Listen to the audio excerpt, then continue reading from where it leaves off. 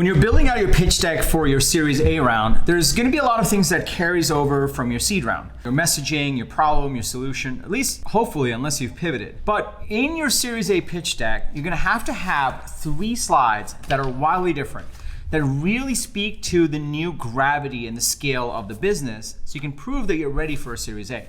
And in this episode, I'm going to walk you through those 3 key slides. Intro.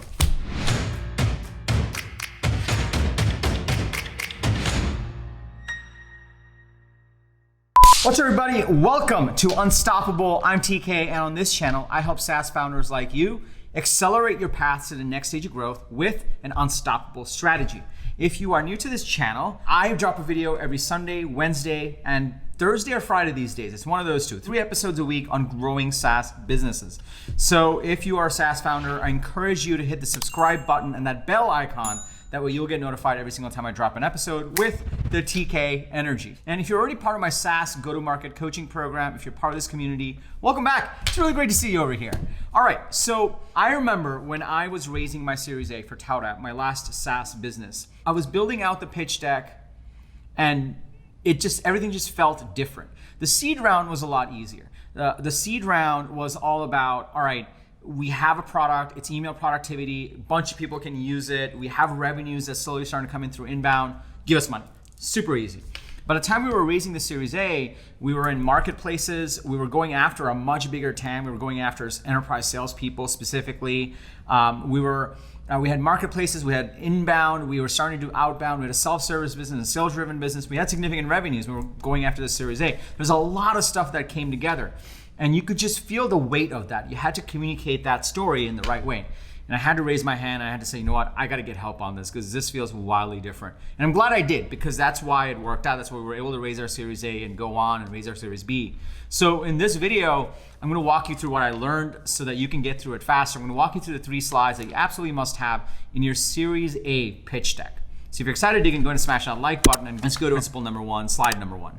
The first one is, and I learned this, I did a prior video about what it takes to be Series A ready. I hit up some of my most favorite Series A investors. I hit up Ben Horowitz, I hit up Nicole Munden, I hit up Greg Gretsch. You can check that video out here. You don't have to go right now. I'll link to it below, but you should watch it after this since you are getting ready to raise a Series A.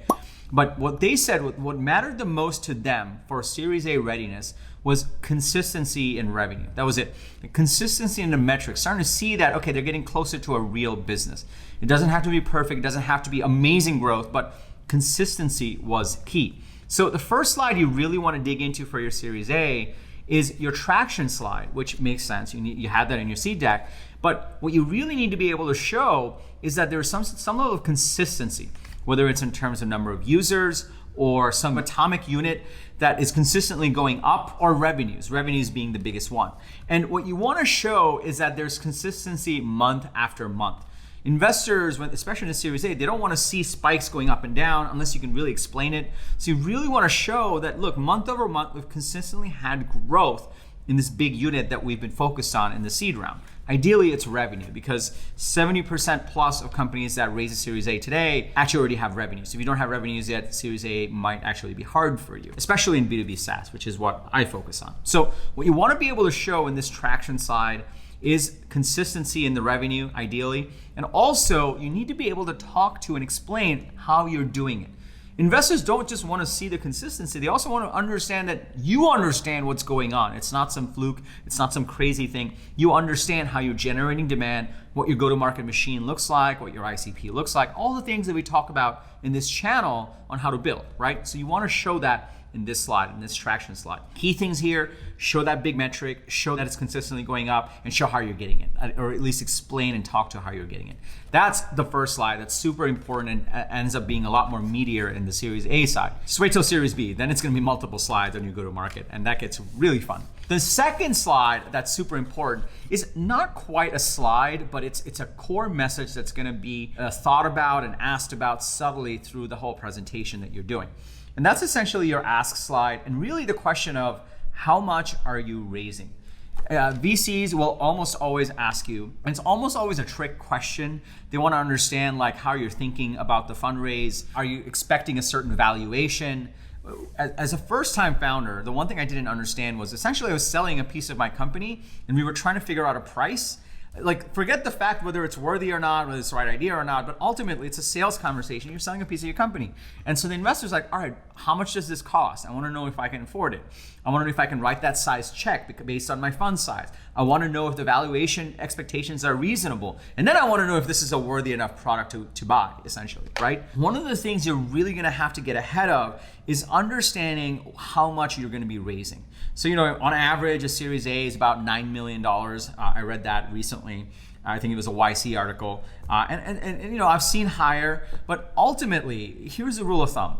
For a Series A, an investor is going to want 20% of the company. On average, they want 20%.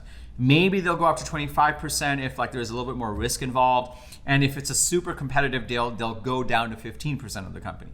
So because they're getting that percentage, they already kind of know you're going to be in a certain ballpark in terms of check size. But they'll still ask you the question. They'll ask you the question because they want to understand exactly how you're thinking about this fundraise and how much money you're expecting and how you're going to use that money to actually grow the company to get to the Series B stage. So it's really a test. So a couple of things on this. You want to make sure you have an ask slide so you explain that you're fundraising. But when you're putting out how much you're raising, always put a range.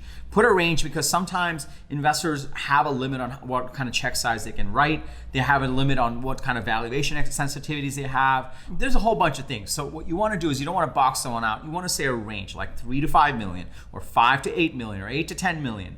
And you don't want to go on a wide range. That means you can't form an opinion, but on a relatively midline range so that people understand that you've thought about this. So that's the ask slide. And they may ask you in the beginning of the conversation, they may ask you at the end, they may ask you in the second meeting, but it will come up. So you want to get ahead of it and think through it.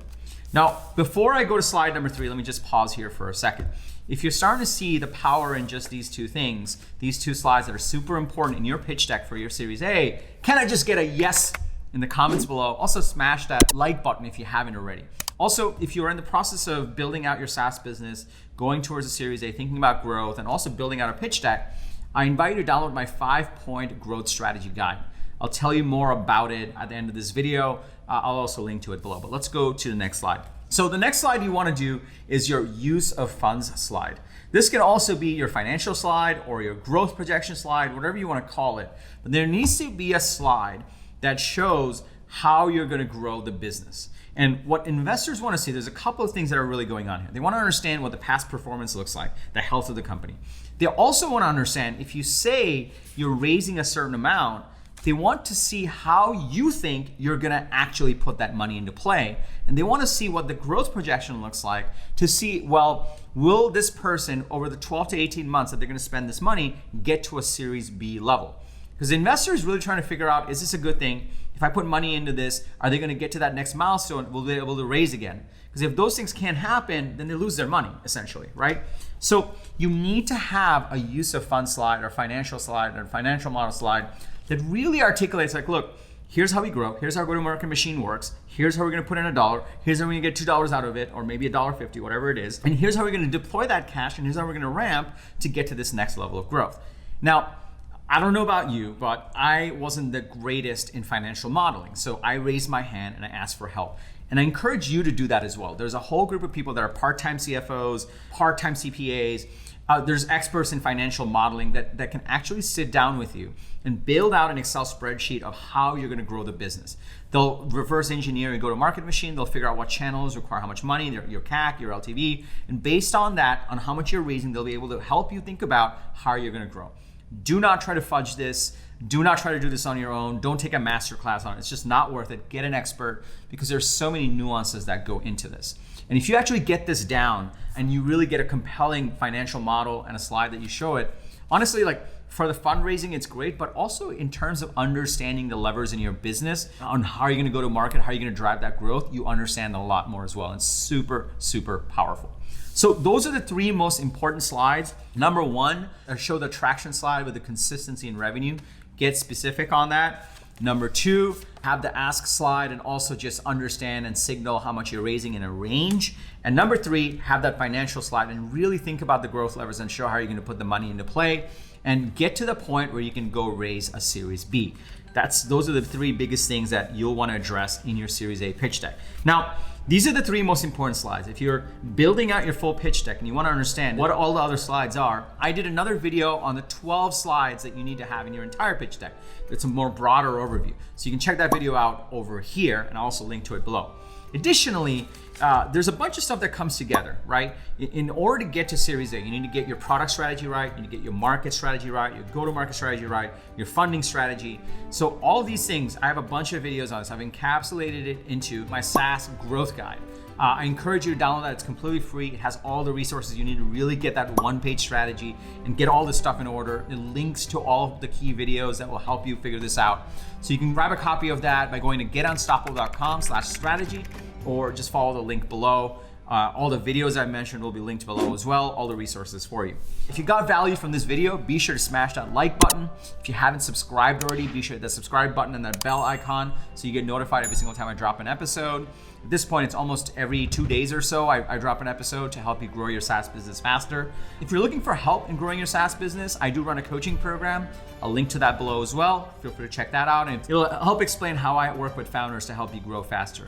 And we may be a fit. If there is a fit, then we can set up a call to talk more. And lastly, if you got value from this and you have a fellow SaaS founder that would get value as well, we're trying to build out our audience. We're trying to impact as many SaaS startups and SaaS founders as possible. So it'd mean the world to us if you share this as well. Lastly, remember, everyone needs a strategy for their life and their business, but when you are with us, yours is gonna be unstoppable. I'm TK, and I'll see you in the next episode.